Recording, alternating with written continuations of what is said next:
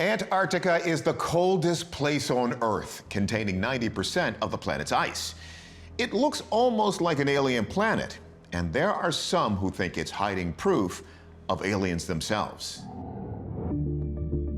In October of 2020, a sharp-eyed investigator scans satellite images of Antarctica and comes across a site that stops author Brad Olson in his digital tracks.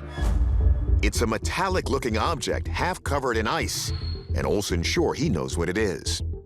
There's a perfectly round saucer on Antarctica. Look closer. It sure seems to be a raised disc casting a shadow onto the ice. Olson thinks that as the ice melts, an alien spacecraft has emerged from where it was left thousands of years ago. But what alien would park their ride in such a hostile place? Antarctica and Mars are both extremely sterile environments. If I were a Martian and I wanted to choose a place on Earth to live, Antarctica, it'd be the closest thing to home I could find. George Haas, chairman of the Cydonia Institute, thinks Antarctica was much more than a Martian rest stop. He believes Earth and Mars were twin cradles of an interplanetary civilization. Contrary to mainstream science, he claims that this pyramid-like structure and this human face are not natural Martian formations. I believe the structures that we're finding on Mars were either built by an indigenous Martian culture, or they possibly could have been done by us a long, long time ago. Which brings us back to the saucer. Olson thinks it could be how the ancients commuted between the two planets. Could it be that this is a shuttle to go back and forth to Mars with some of the presumed bases that exist on the red planet? Antarctica was once on the equator, and plants and dinosaurs thrived there. It seems fantastical, but the fossil record proves it's true. And now some believe we're on the verge of a similar revelation about the continent's connection to Mars. The only way to separate fact from theory is to turn to our experts.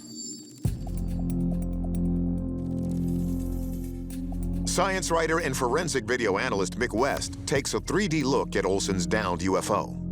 I tried orbiting around the image to see what it looks like from different angles. Your perception of it kind of changes. And now instead of it looking like a disk, it kind of looks like a little lake of water. And I think what we're seeing here is an example of what's called the crater illusion. The human brain has evolved over millions of years into expecting that light comes from above. So our brains automatically interpret this image as being a raised up disk, and they interpret the other image from 180 degrees as being a depression. West is certain about the crater illusion.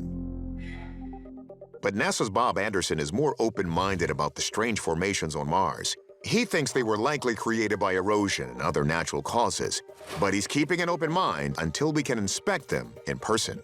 What we should do is go study them, and I'll give you a perfect example on Mars. As we looked at imagery for a long time and said, well, Mars is a dead planet. It had no water, it had nothing. And now we know that Mars had an ocean that lasted early in the 4 billion year mark. And so the ideas and the hypotheses are constantly changing. Our verdict? We think West is probably right that the saucer is an optical illusion. But just as Bob Anderson thinks the formations on Mars are worth investigating, George Haas says there should be an Antarctic expedition to examine the saucer-like shape. And on that, we can agree.